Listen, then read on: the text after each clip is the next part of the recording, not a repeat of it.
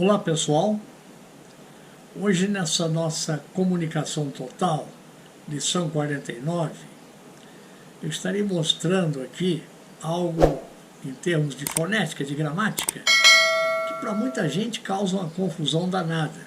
Realmente, a princípio, é um caso sério, porque praticamente todo mundo tem esse problema.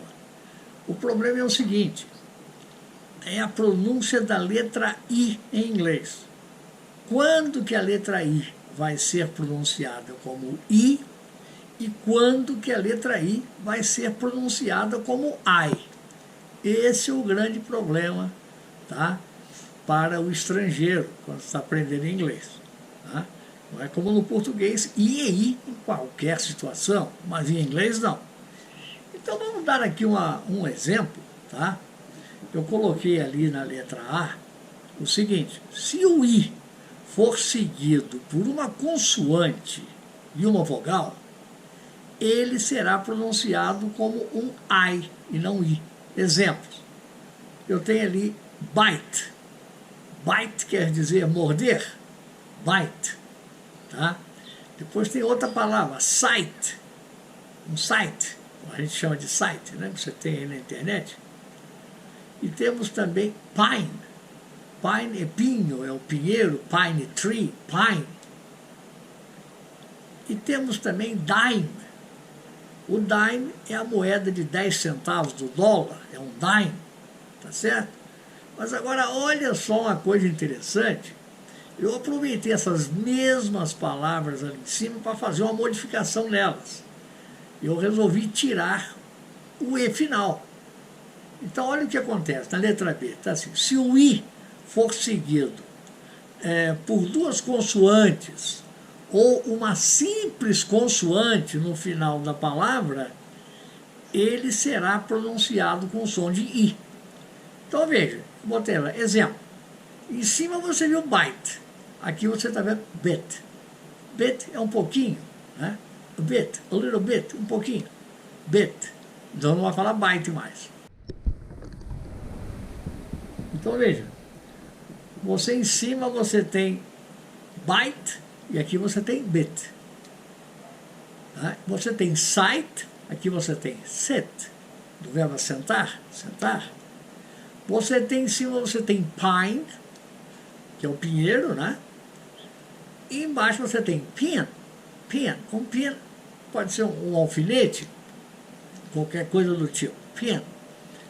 Dime, que é os 10 centavos, e embaixo você tem dem, D-I-M, que não tem nada a ver. Então, dem é uma coisa, dime é outra. Dem seria você reduzir, dim light, uma luz fraquinha, uma coisa assim, você reduz, dem. Muito bem. Agora, isso no caso de uma consoante. Agora, veja bem, no caso de termos duas consoantes, aí não tenha dúvida. Veja bem, você tem ali, por exemplo, dinner, dinner, tá? Existe a palavra diner, mas aí ela só tem um N. Dinner é um jantar. Tem diner também, mas aí vai ter um N só. Dinner. Olha lá, difficult, difficult, difícil. Também tem 2 Fs. Se você tirasse um F, poderia ser difficult, difficult, a pessoa ia ficar na dúvida. Little, little. Pequeno, pouco, né? Little. Olha lá, tem 2 T's, então você não poderia pronunciar little, teria que ser little, ok? Muito bem, mais uma palavra, pillow. Pillow é travesseiro, pillow, tem 2 L's. Então esse I não pode ter som de I, você não poderia falar pillow, entenderam? Olha, mais uma, different, different. Diferente. Tem 2 Fs ali, tá certo? Different, tem 2 Fs. E mission. Mission, quer dizer, missão, tem 2 S também depois do I. Né? Você não poderia falar mission, tem que ser mission. Né? Muito bem. Então isso aí causa problemas para muita gente. Eu vou contar para vocês aqui uma particularidade. Eu tive na própria pele esse exemplo. Eu trabalhava nos Estados Unidos e eu tinha que fazer algumas cartas, algumas cartas comerciais, algumas circulares, e eu mandava para várias pessoas.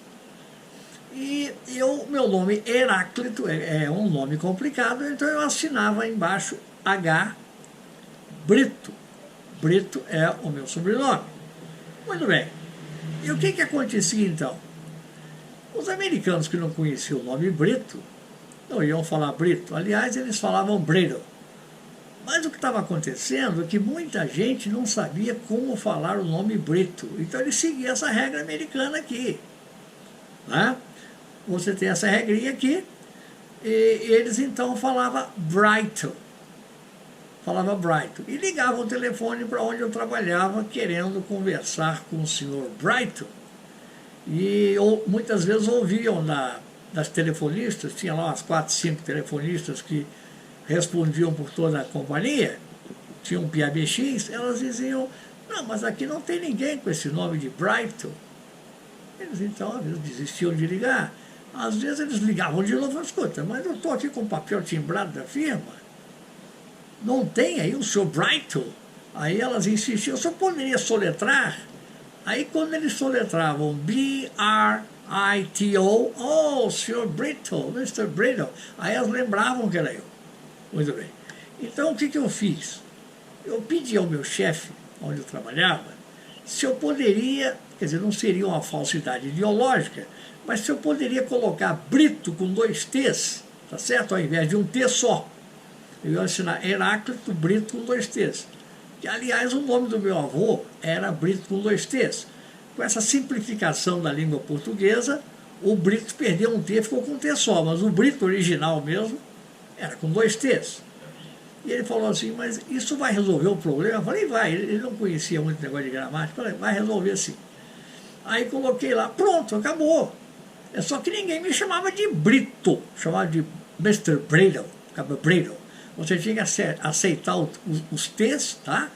Com a forma de R, tá certo? Então isso aconteceu comigo. E depois disso parou o problema, né? Claro, parou o problema. Porque eles estavam seguindo a regrinha, né? Você pegava o Brito, seria o quê? É o I, Bri, né? Seguido de uma consoante e uma vogal. Então eles achavam que tinha que falar Brighton. Só quem sabia o nome correto. Né? Então isso acontece às vezes. Então é um problema às vezes para resolver. E nesse meu caso eu consegui resolver. Me facilitou bastante. Brito eles não falavam, mas pelo menos não falavam Brighton. Ele falava Brito. Aí Brito todo mundo entendia. Muito bem. Só quem me chama de Brito são os ingleses. Eu, quando dei aula para alguns ingleses, eles me chamavam de Mr. Brito. No inglês o T, T e D, D. Mas para o americano, não. Tá certo? Então, isso é interessante.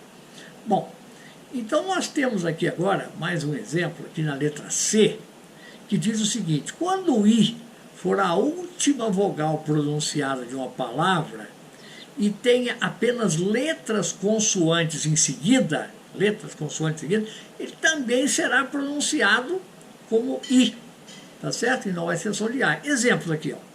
Você tem o verbo mix, que é misturar, fix, que é consertar, ninguém vai falar mix nem fikes, é mix, fix, drip, tá certo?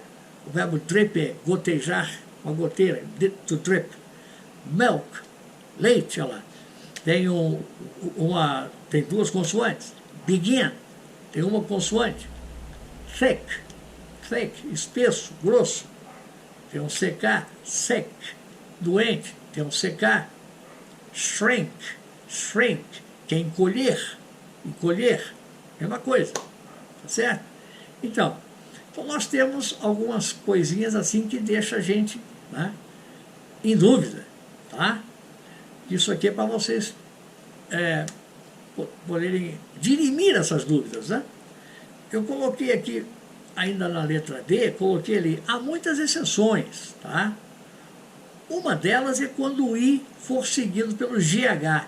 Esse GH, normalmente, ele é mudo, tá? Então, por exemplo, Nesse caso, terá o som de I. Vocês lembram de light, luz, olha lá, light. O GH você não fala. Night. O GH, tá vendo ali, ó? Você vai falar night. Vai ter som de I. Fight. F-I-G-H-T. Fight. É lutar, brigar. Sight. É vista. Né? Sight. Tem o mesmo som do site lá em cima na letra A, que é o site que você tem aí na internet. Você vai fazer um site, né? Um site. Esse site embaixo dá o mesmo som, site. É só que é vista. Você fala assim, eu conheço fulano de vista. É sight. I know John by sight. Conheço o John de vista, é sight. Tá certo? Então vocês estão vendo, isso aí, gente, é um pequeno apanhado do que a gente pode aprender. Mas eu vou colocar isso em gotas homeopáticas para não ficar muito grande. Eu vou passar ainda mais algumas coisas, mas vou soltar isso em pequenos detalhes, ok? Então essa vai ser uma lição curtinha, né? Para que vocês possam então ter essa noção. Aprendam isso aí, espero que todo mundo assista, né? É bem fácil, tá? E na nossa próxima aula, nós vamos continuar dando mais alguns exemplos. Tem alguns prefixos gregos como biologia, né? Biology, biography, que o I vai ter som de A, eu vou mostrar aí alguns detalhes. Vocês não precisam ficar preocupados, achando que tem que memorizar essas regras. Não, mas você pode ter isso aí, uma dúvida, uma consulta. Eu espero que vocês aprendam isso na prática, ouvindo através de diálogos, né? Vocês então vão acostumar com isso, tá certo? Que língua realmente é um pouquinho complicado. Toda língua tem o seu lado complicado e o seu lado fácil. Eu espero que vocês tenham apreciado essa lição. E quem por acaso não assinou ainda, não subscreveu o canal, se pudesse eu ficaria satisfeito. E quem não deixar o seu like, tá? Eu espero encontrá-los então na nossa próxima lição, ok? Até lá e muito obrigado.